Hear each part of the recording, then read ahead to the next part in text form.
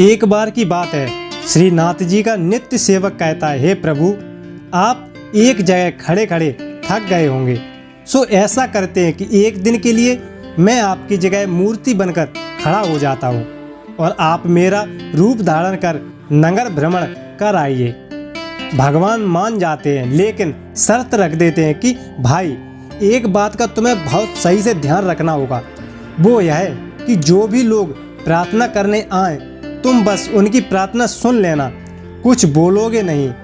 यहाँ जो भी आएगा वो मुझे मालूम है, सो मैंने उन सभी के लिए पहले से ही व्यवस्था कर रखी है। तुम्हारे हस्तक्षेप से उसमें गड़बड़ हो सकती है।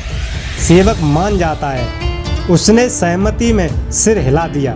फिर क्या था, श्रीनाथ जी एक सामान्य वेश में नगर दर्शन को निकल गए और इधर मंदिर में भक्त सेवक एकदम मूर्तिमय होकर श्रीनाथ जी की तरह खड़ा हो गया। सबसे पहले मंदिर में एक मोटा व्यापारी सेठ आता है और कहता है, भगवान जी, मैंने एक नई फैक्ट्री डाली है, उसे खूब सफल करना। आप अपनी कृपा कर दो, आपके नाम से चांदी का मुकुट चढ़ाऊंगा। वह माथा टेकता है तो उसका पर्स नीचे गिर जाता है। वह बिना पर्स लिए ही चला जाता है। सेवक बेचैन हो जाता है। वह सोचता है कि रोक कर उसे बताएं कि पर्स गिर गया, लेकिन शर्त की वजह से कुछ कहता नहीं है। इसके बाद एक गरीब आदमी आता है और श्रीनाथ जी को हाथ जोड़कर रोते हुए कहता है कि प्रभु, घर में खाने को कुछ नहीं है, बच्चे भूखे हैं, कल से कोई काम भी नहीं मिला, आप मेरी सहायता कीजिए, कुछ कृपा करिए प्रभु। उसने जैसे ही माथा टेकने को सिर झुकाया, वैसे ही उसकी नज़र पर्स पर पड़ती है। वह उसे भगवान का कृपा पात्र प्रसाद मान खुश हो गया और बार बार दंडवत करते हुए धन्यवाद देते हुए पर्स लेकर चला जाता है। फिर तीसरा व्यक्ति आता है। वह एक नाविक होता है। उसने भी आते ही हाथ जोड़ा और भगवान से कहता है कि भगवान, मैं कल से 15 दिनों के लिए जहाज लेकर समुद्र की यात्रा पर जा रहा हूँ। यात्रा में कोई अड़चन न आए, ऐसी कृपा करना भगवान। तभी पीछे से बिजनेसमैन पुलिस के साथ आता है और कहता है कि मेरे बाद ये नाविक ही आया, लगता है बस इसी ने मेरा पर्स चुरा लिया। पुलिस नाविक को ले जा रही होती है कि सेवक जो इन सारे घटनाक्रम को मूर्ति के रूप में देख रहा था, उससे रहा ही नहीं गया। वह बोल उठा। उसने सारी सच्चाई बता दी। अब पुलिस सेवक के कहने पर उस गरीब आदमी को, जो अभी घर तक भी नहीं पहुंच पाया था, रास्ते से ही पकड़कर जेल में बंद कर देती है। रात को भगवान आते हैं तो सेवक खुशी खुशी पूरा किस्सा बताता है।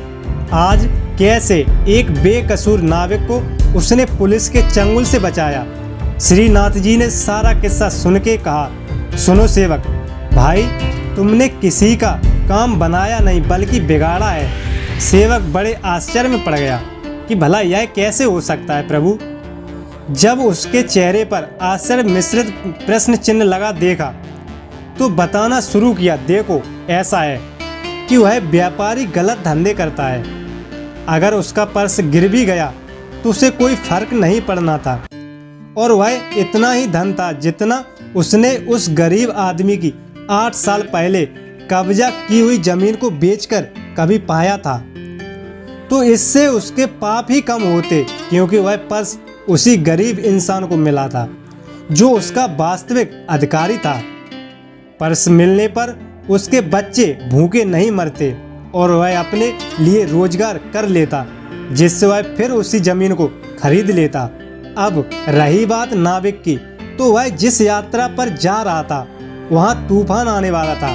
अगर पर्स चोरी में वह जेल में रहता तो उसकी जान बच जाती, उसकी पत्नी विधवा होने से बच जाती। 2 दिन बाद नाविक को पुलिस छोड़ देती।